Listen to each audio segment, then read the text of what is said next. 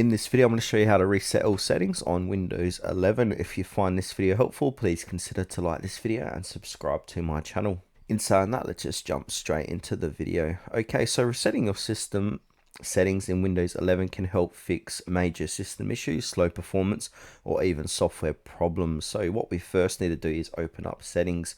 So click on the search, type in settings, and then on the left hand side, click on the system tab. Now to the right, we want to go ahead and scroll down and click recovery. So it's going to be near the bottom here. So reset advanced startup and go back. Now under recovery options, we want to go ahead and choose reset this PC.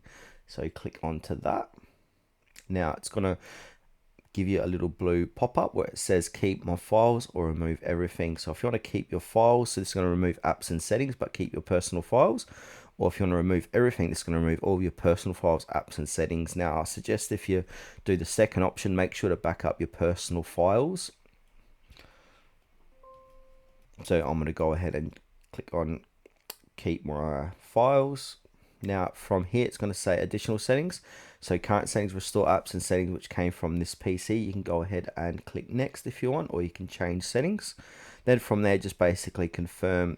The next one is going to say you will now choose how to reinstall Windows. So it could be a cloud download. So download the latest Windows version from Microsoft, or a local reinstall. So reinstalls Windows using files already on your PC. Then from there, you want to confirm the reset. I don't want to go through this because I don't want to reset my PC. So yeah, just confirm the reset and review the settings and click reset. Your computer will restart and begin the resetting process.